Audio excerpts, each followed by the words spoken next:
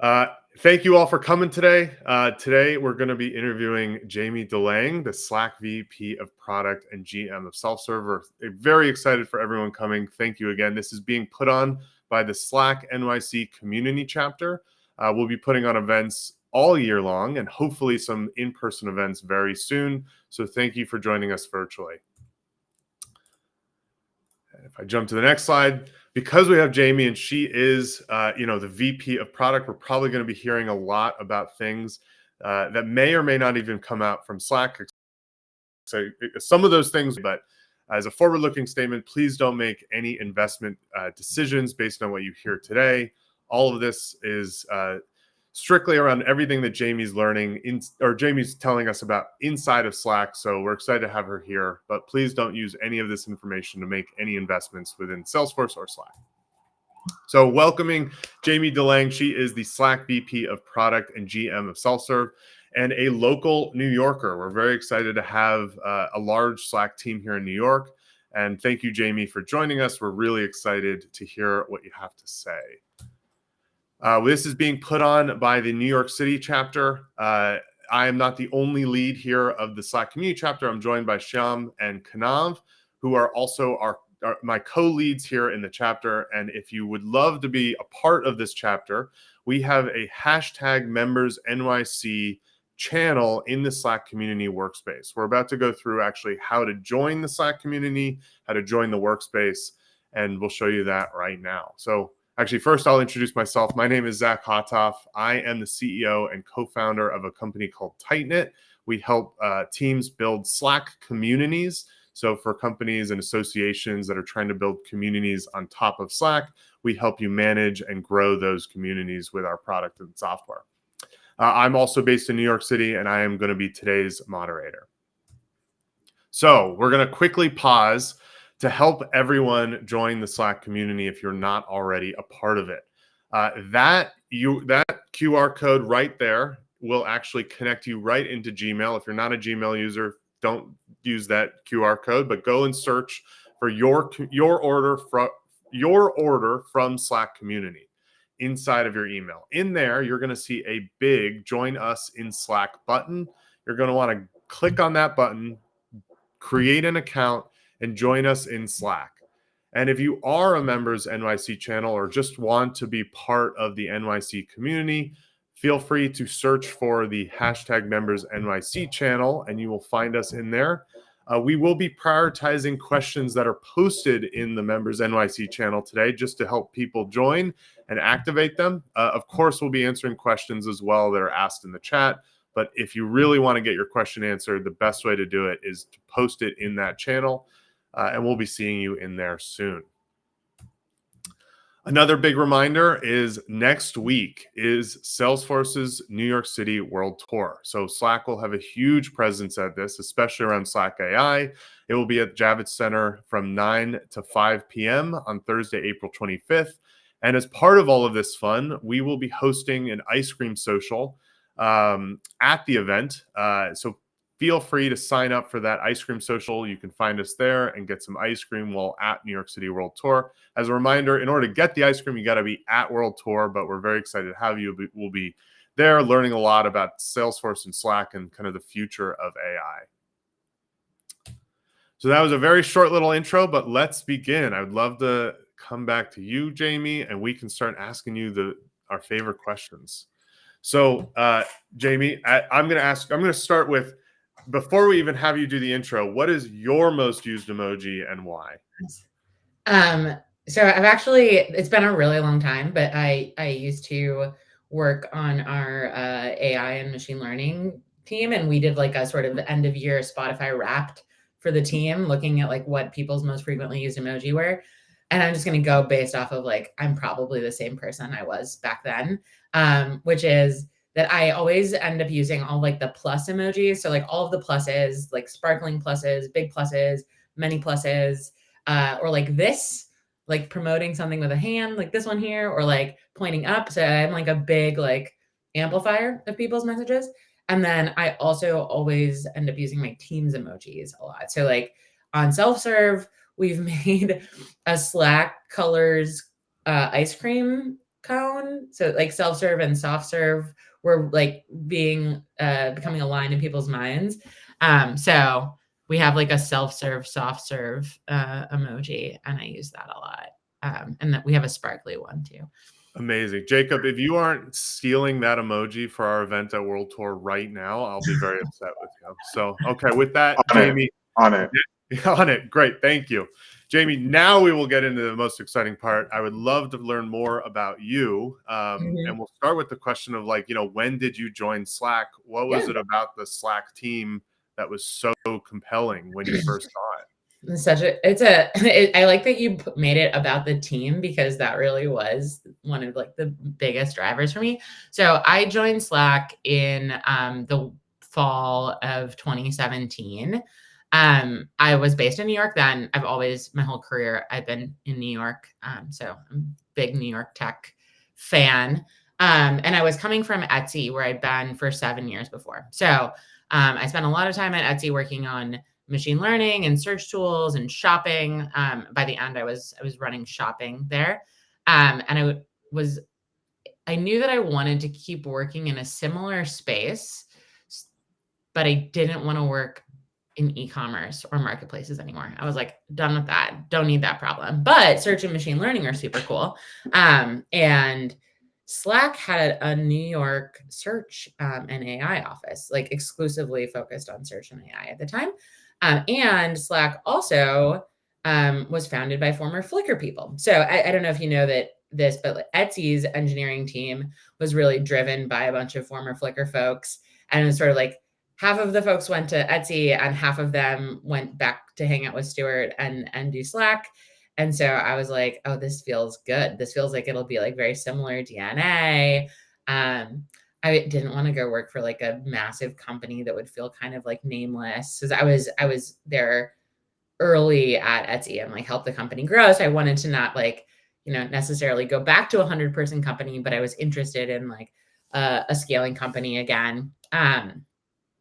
And when I met the Slack team and started digging into the problems, which are it's very funny because these are the same problems we're thinking about today, like with the AI products that we're launching now, and we're doing a much better job of it. But the problems were, how do you help people focus in Slack? There's so much happening in Slack. What does good work look like in Slack? Like, how do you think about productivity? Those are the same problems we have today. They're obviously like super juicy problems that you can't solve just very quickly. So everyone was attacking them with a real intellectual rigor and care for the humans that were using the software. And I was like, man, this seems like a good spot. I could go here for at least a little while. I had been at Etsy for 7 years, so I thought it would be like a 2-year stint at my next company. And I'll come up on 7 years at Slack in the fall. So I got hooked, I guess. No, I mean, it makes sense. Yeah, right. You joined early and then you've seen it grow to an enormous size, right, in terms of usage and customers and product. And then I did not know that the Flickr team was basically Etsy and Slack. That's the old. Yeah, a lot of the early, well, like, so Etsy had like a sort of like swap out of the engineering team at some time. Like the early founding engineers were not super great technically. And they hired Chad Dickerson, who came from Yahoo, who knew a lot of the Flickr guys who had been acquired through Yahoo. And then he pulled a lot of the Flickr team.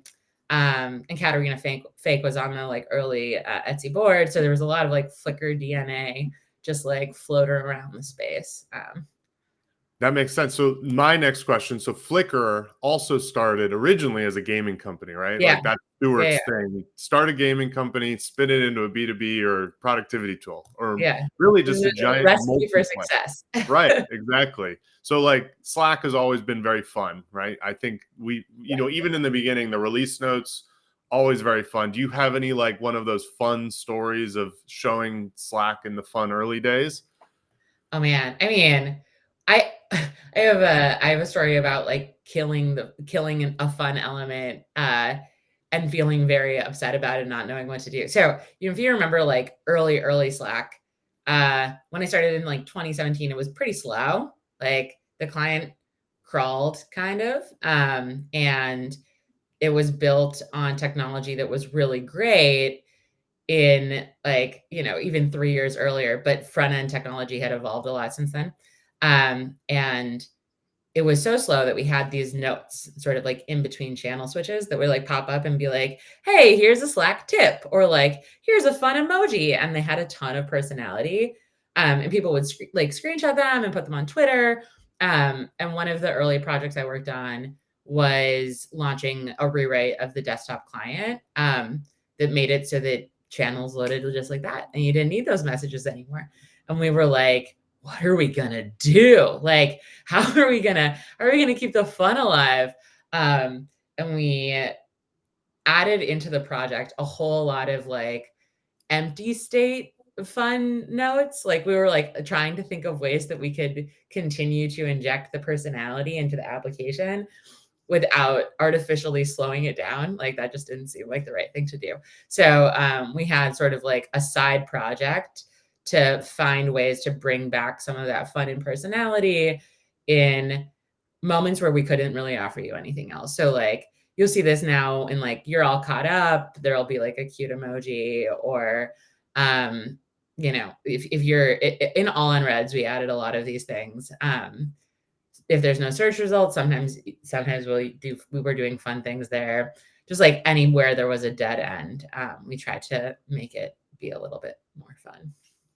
We still see it. I think I saw someone post in the chat. Yeah, the iOS release notes are great. I mean, I've even seen them make news how good the release notes are.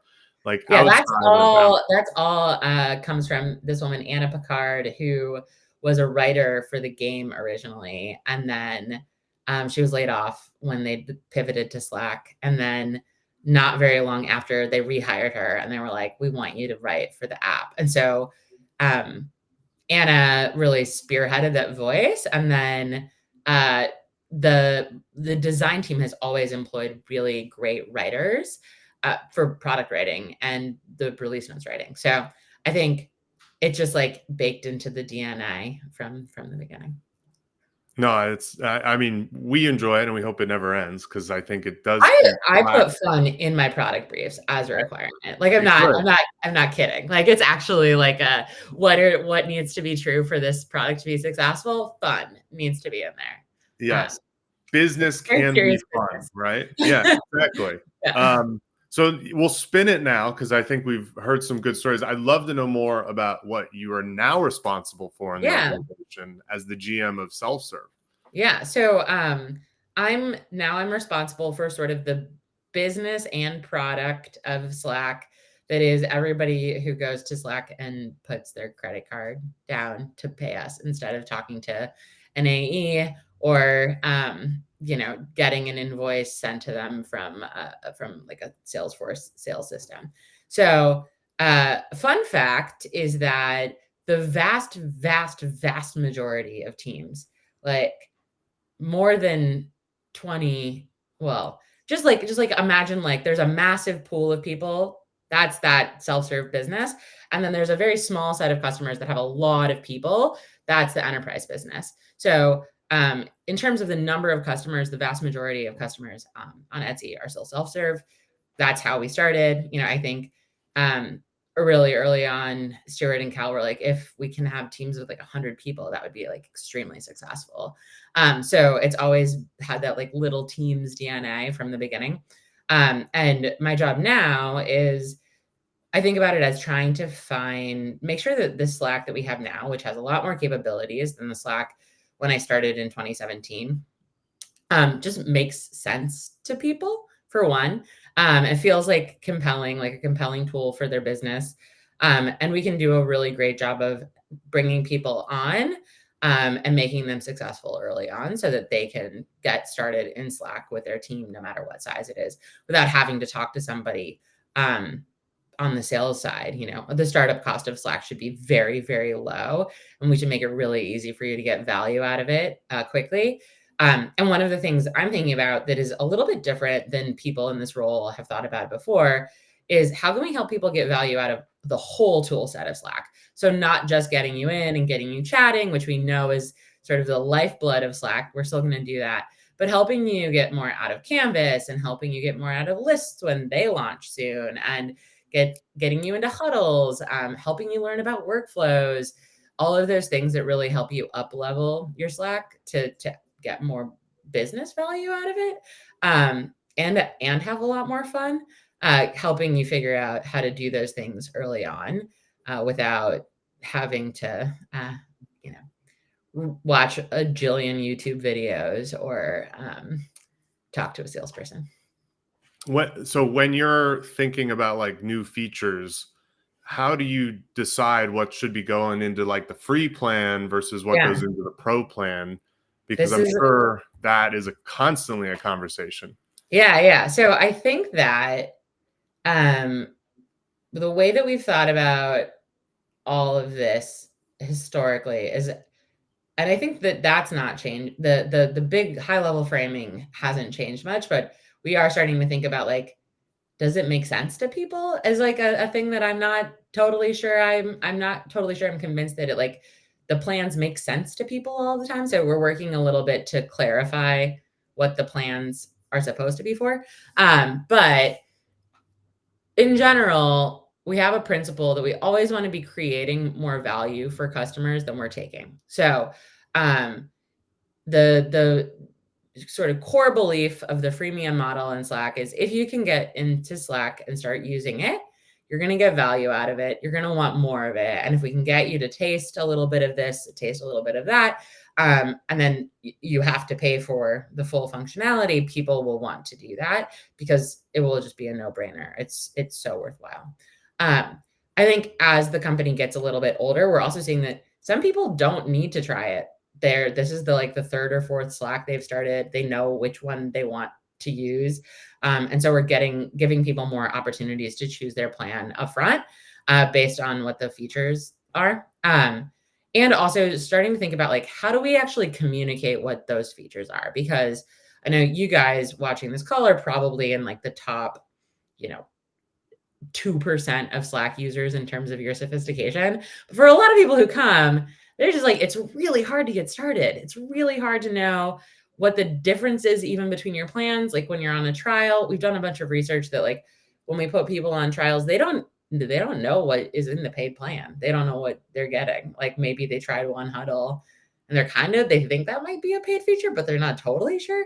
So I want to do some work to clarify what goes in each of the plans, so that I don't want to make, I am super dedicated to making free something that people can continue to use forever, but I want people to understand the value that they're getting if they go to the paid plan. And I want to make sure that the value is actually there. So thinking about setting it up in a way that just like makes more human sense as opposed to, you know, you have to read this like infinite checklist of features. I don't think that's very useful for anybody.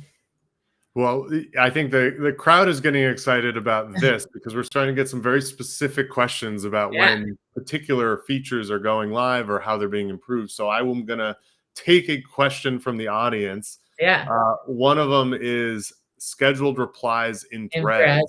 threads. So Yes. some inside baseball on this one. The PM who wants to ship this and has been working on it has had it on his backlog and started work on it many, many times.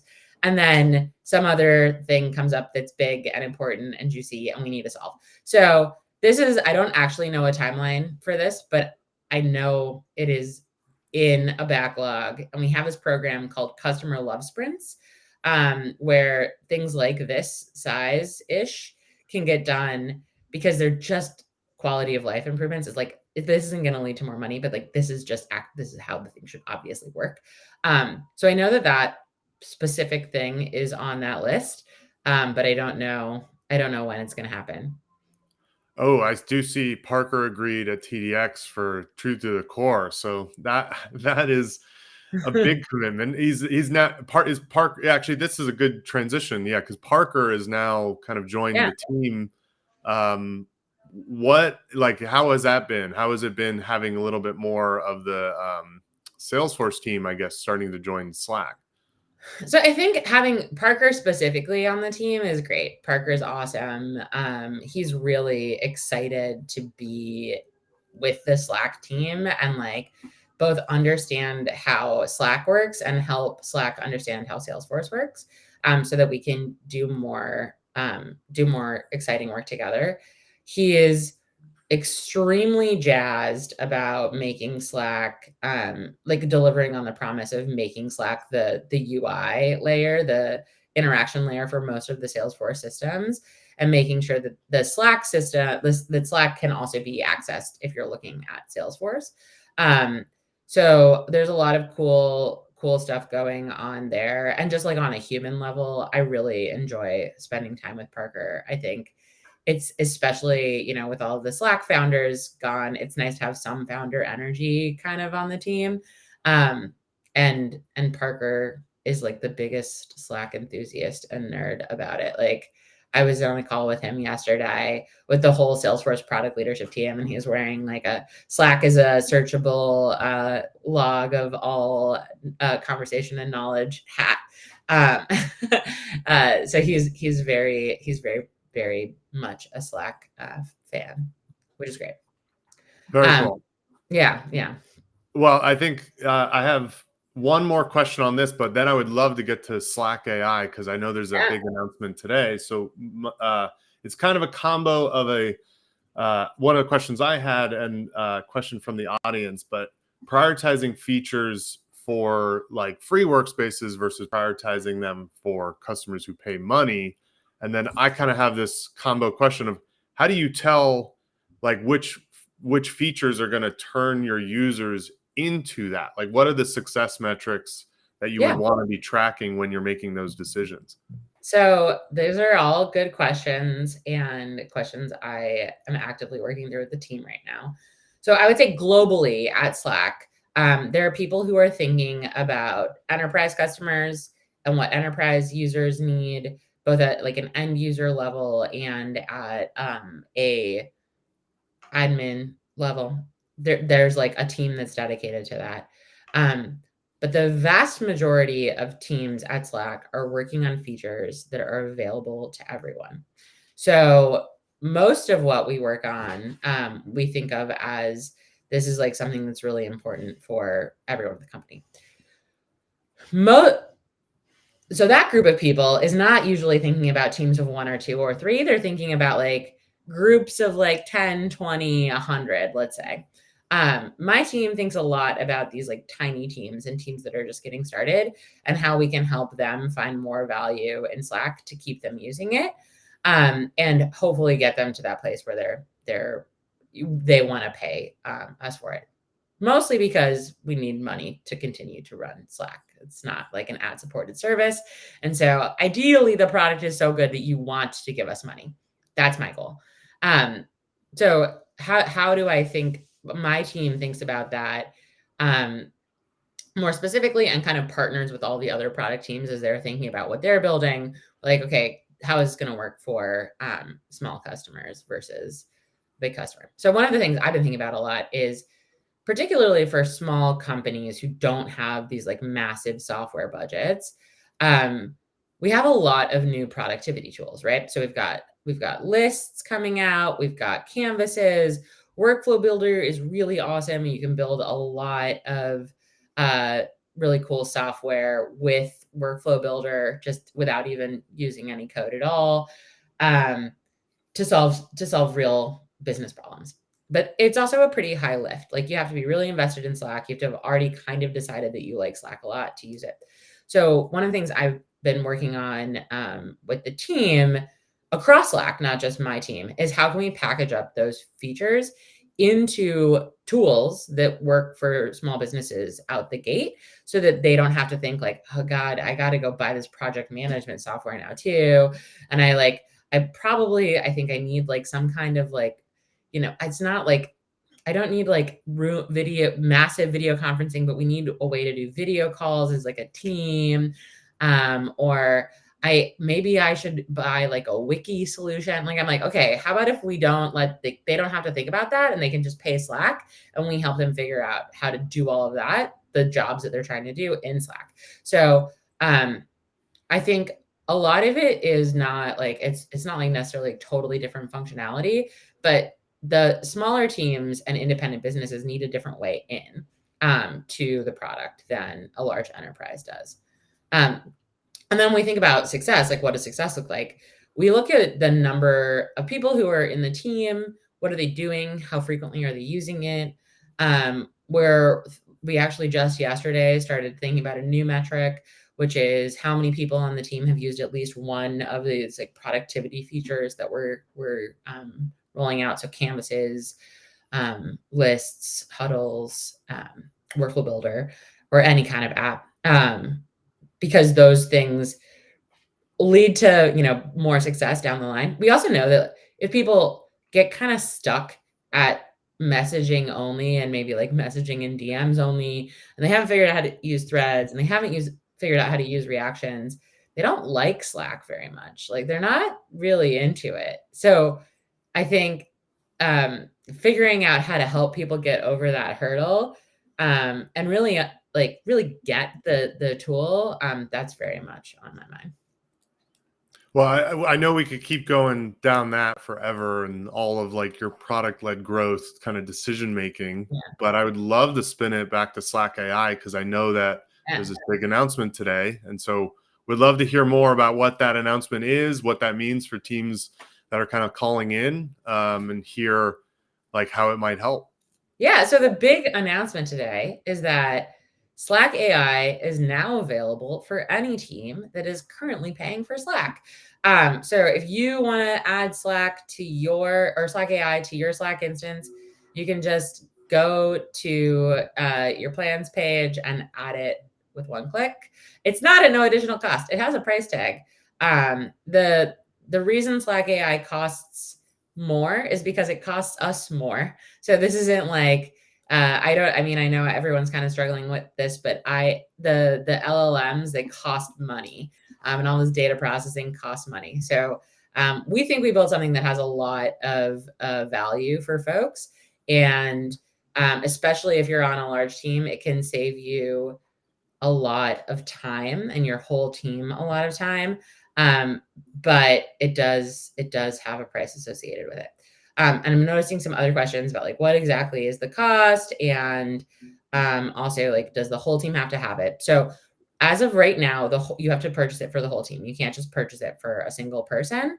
You can, cancel it at any time. We don't think you're going to want to do that. We think you're going to want to continue to use Slack AI indefinitely forever. But you can if you want to try it out, and then there's not like a commitment. It's not like a year-long commitment. The additional price is $10 per person, which I know is a lot if you're just paying for Pro. But again, if you're on a big team, I really think it's worth it. You're getting with that, you get smarter search, which I think is the best feature personally. Going back to my search days, we've always said like Slack is a searchable knowledge, a repository of all knowledge and conversation. But the issue with that is that finding the right message can be very, very challenging. So the new search with AI has like more of a question answer model, like you see with Google, or a lot like you would see if you're chatting with ChatGPT. You can ask it a question and it'll give you an answer. And even if you just use a keyword search, it'll kind of turn that into a question and help give you an answer.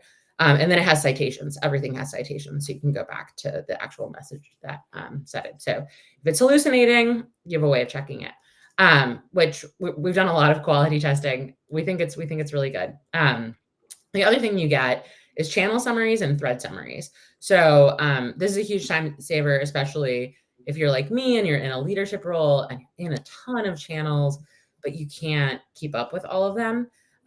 Sometimes if something has happened in a channel, you end up spending a lot of time reading the scroll back. Instead, you can just summarize what's happened since you were last there. And if you need to, dive into specific things. And then recap, someone just mentioned here, this is the biggest thing, which is also, aside from search answers, which is also really great for people who are in a lot of channels, is that you can say like, for these channels, I actually don't need to read all of the messages. I just kind of want to track the themes in them. And so recap will summarize it's really meant for your channels that, aren't the ones you're actively participating in every single moment of every day, but the ones where you just like kind of want to keep tabs. Recap is really great for that. It'll pull all of the concepts out of what's going on in all of those channels for you to just kind of skim over it. Very cool. And because everyone's wondering, of course, is what's the next big area for Slack AI?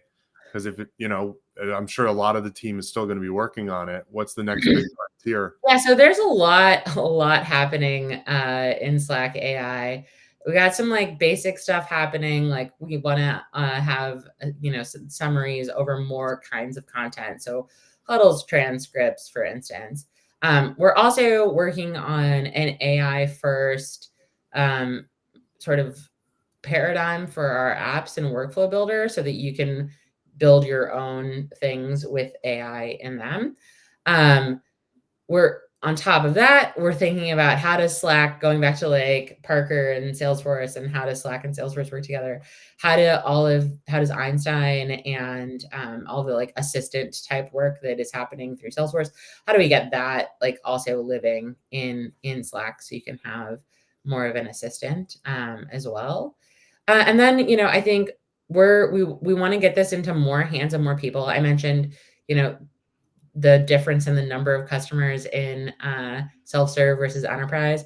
This has been available for enterprise for a while. Enterprises move a little slower. They have a lot more reviews. There's a lot more time to get it in the hands of all of the users there. So we're hoping with this launch, we get a lot more people using it. We can get a lot more feedback, and that will give us a lot more ideas about what to do for the next sort of generation of features. Very cool. Yeah, and I'm sure there's quite a few folks in the top 2% that would also love at some point to be able to use their own like apps as well with Slack and AI. Is that eventually a plan to give us the ability in the workflow builder and other? Yeah. We want to have more AI enabled steps in the workflow builder, so you can build all of your stuff without having to just do what we say. Yeah. Very cool. Well, I will definitely read the announcement later. I think, Jacob, you shared it in the chat, so please do check it out. And then, yes, if you have any Slack AI questions, also post them into Members NYC, and I will have Jacob send them over to us. But I actually wanted to move on to a little bit about your career and like as a product manager, and just to see, because I know there's a lot of people that always ask, how do people get into product management? So my question is actually for you as a leader. So imagine there is a product manager that wants to take on a larger leadership position within her organization.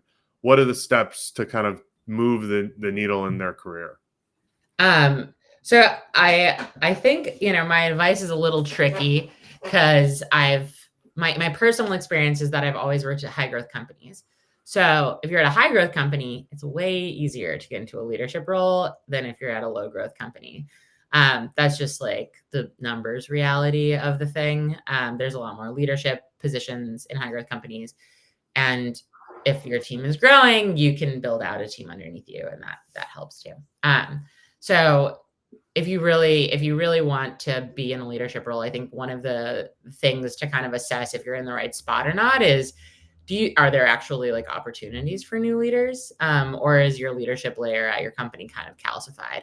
And if it's kind of calcified, you can build your skills for sure, but you might need to move to a different company, or like a company at a different scale to get the kind of leadership experience you want.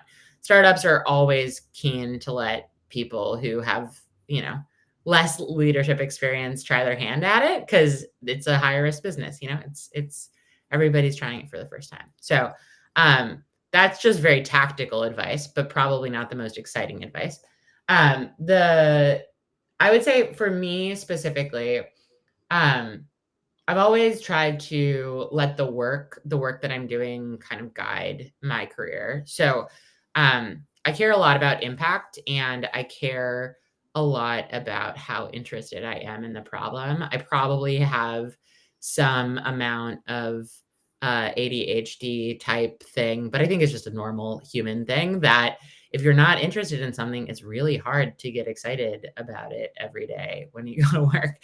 And I really am really bad at things like just writing Jira tickets. Like, that's not how I like to live my life. So I try to find really great problems to work on and really great people to work on those problems with.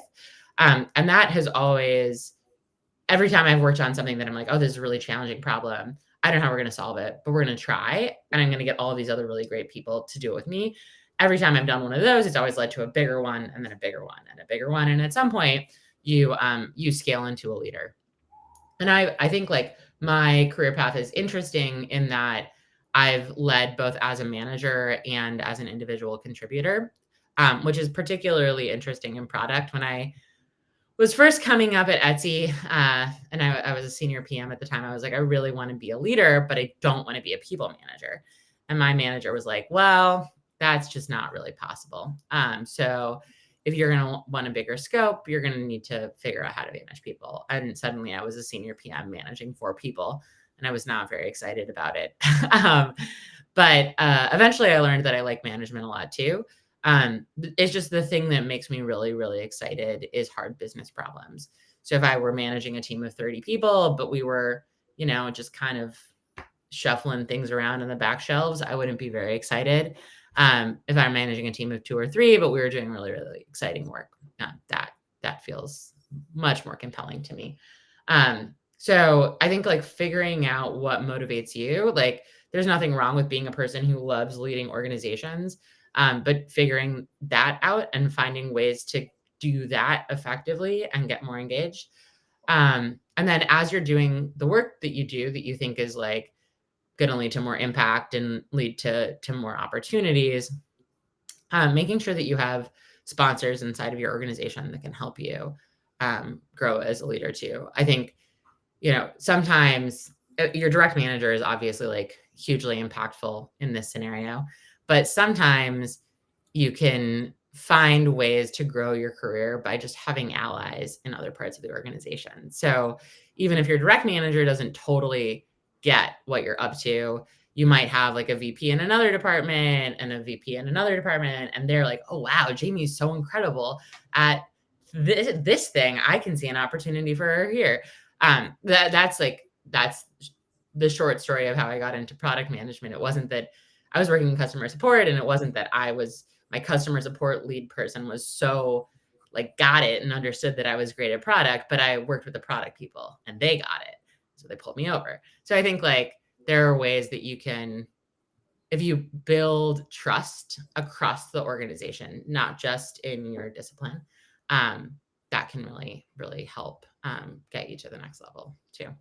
Yeah, I mean, your advice is very similar to some of the advice that I give of when I moved into product. Is I had early in my career, someone said, just like, what is your reputation at the company? What do Yeah. people think of you when they think of the problem, right? Because I get the day-to-day job, but like, yeah, I also probably have the same ADHD in a way that you do. If I'm not working on something interesting, then what am I doing? And if you have that reputation that you're talking about of like being somebody who can jump into new problems like you have and solve it, people will bring you along for the ride because they want you to solve the problems with them, right? Right. So I think that makes a ton of sense.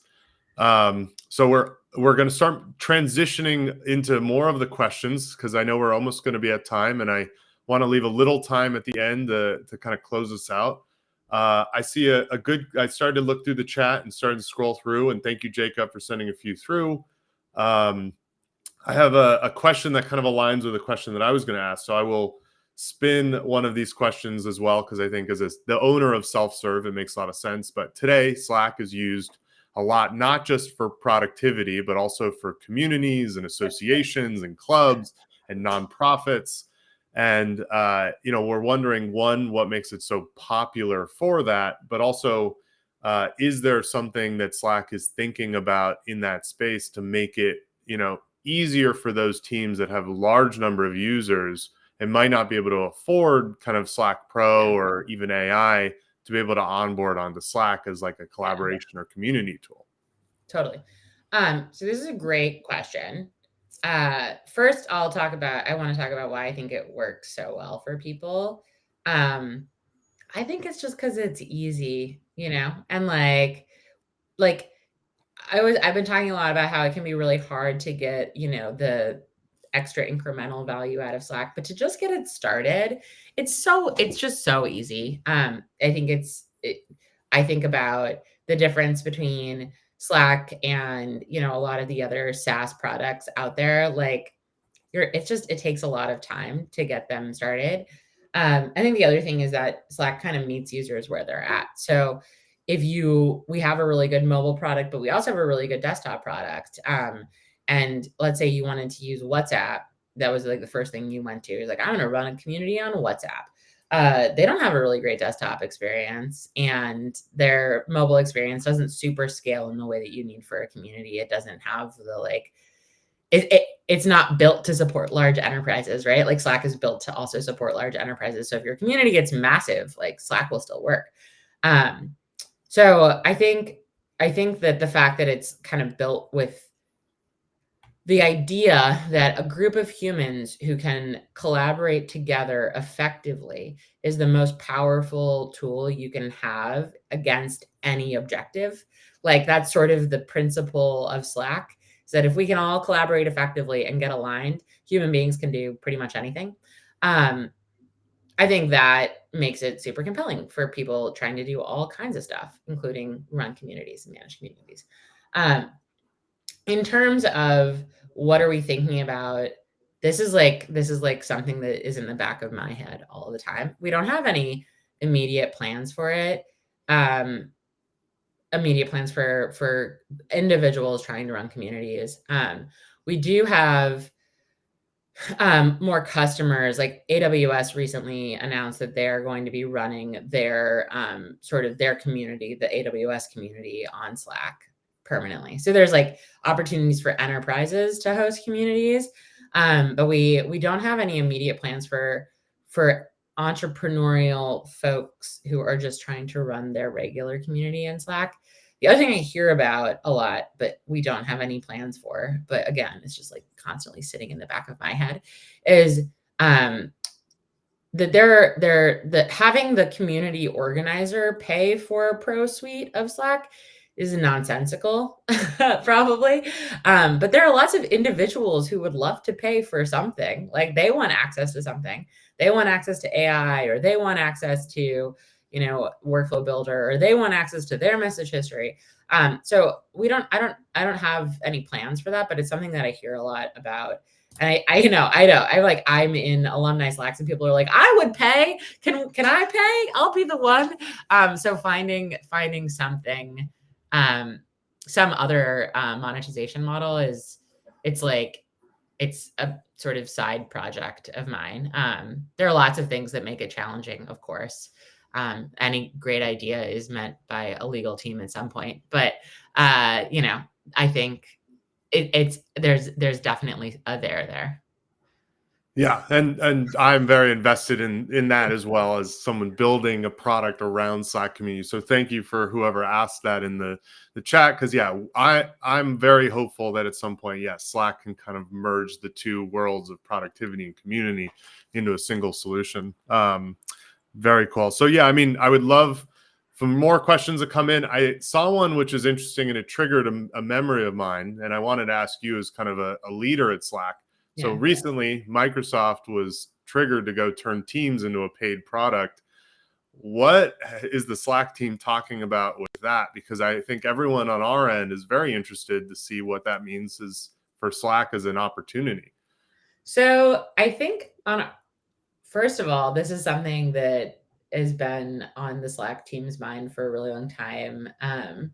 I think like we've successfully competed against Microsoft Teams in Microsoft Shops for a really long time. So we have a really strong coexist strategy, and there are a lot of companies that have Teams available, but they just don't use it. And there are companies that have tried to use Teams in place of Slack, and then like come back to us 6 months later and been like, well, that was a horrible idea. I can't believe we thought to do that. That was a nightmare.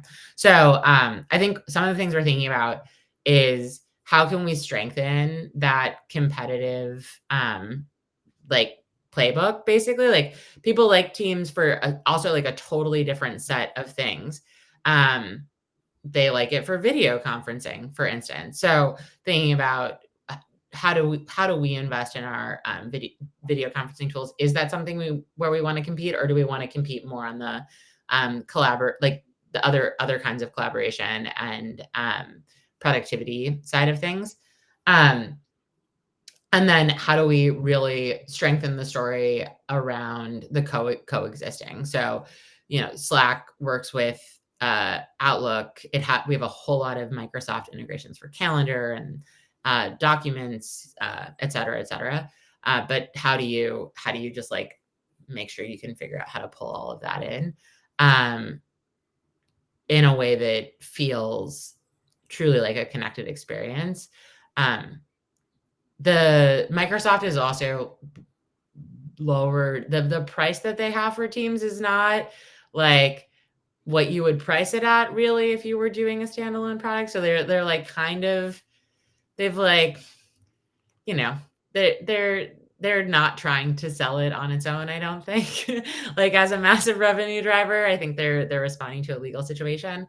The other thing I've been watching on in the Microsoft universe is just like their level of investment in Teams and how they think about it in the position of the company. They've put it under an AI group now, and I think like one of the things that I'm curious to see what happens with there is like, are they really thinking about it as an interface for AI or like a way that people work with AI in their day to day, or are they thinking about it as a data feed for AI? Like, all of these LLMs are running out of places to train their data, and maybe free Teams is a really great data source. Slack is not selling your data to anybody. So I think that's another thing that's on my mind. We're not training all of our LLMs on your free data.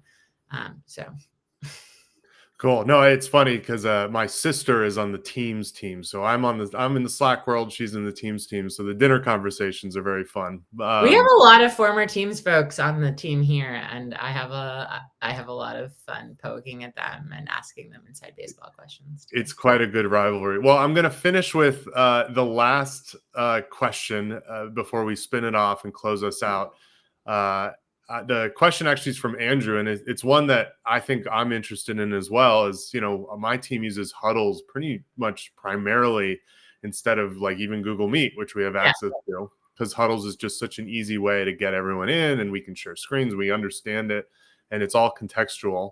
And so Andrew is asking, really as a Teams customer, because there is also the video aspect of it. Yep. Like how close is Huddles to be maybe potentially a viable solution for a team to fully use as like a collaboration tool? So I think that there are a few things that are standing in the way of like you just being like, I'm gonna go all in on Huddles and not use any kind of like Zoom or Teams at all. And that one of those is team size. So if your team size is really ginormous and you need to do like web stream things, Huddles doesn't do that. So you need some other solution for that. If you need an in-room solution, like you need to like go into a physical conference room and like hit a button and be like, start this thing. Huddles doesn't do that right now. Those two things, I think like most small companies like aren't, that's not like what they're doing every single day. A lot of folks are distributed. Huddles can handle like 50 people. So like if you're under 50 is like fine. You don't need another thing. But I think the kicker is probably being able to invite people from outside of your company to join your thing. So that's a thing that's very much on my mind and on the Huddles team's mind.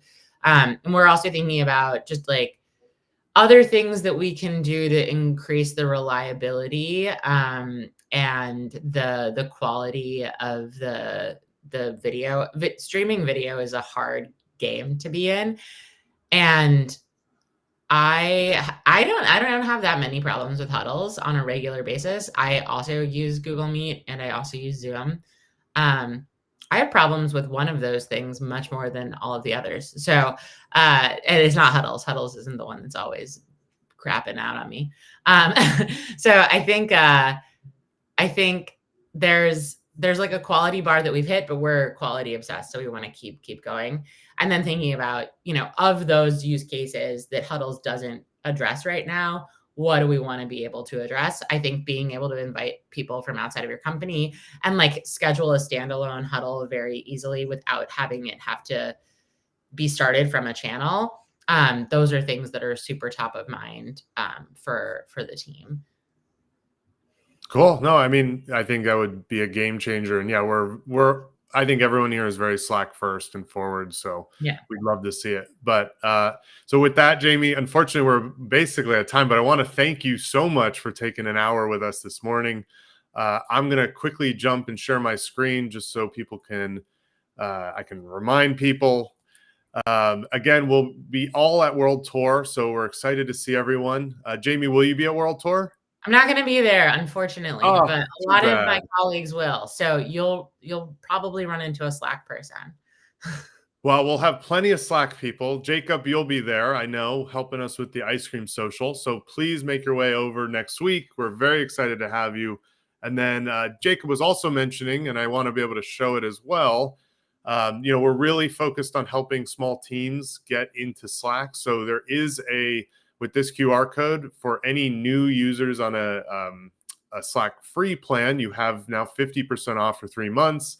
If you scan this QR code or go to this link, and that will help you get Slack Pro. So feel free to take a quick screenshot, look at that here. We want to thank everyone for coming. You can find us at Members NYC. If you want a new event or if you're interested in events, we'd love to take ideas on what people would love to have next. And thank you, Jamie, for coming through this morning. We're very excited to have you. It was a great conversation, and hopefully we'll get to do it again. Thank you so much for having me. It's been a lot of fun. Thank you all. Appreciate it so much. And thank you, Jacob, for helping with all the background stuff as well. I'm going to stop the recording, and everyone have a lovely day.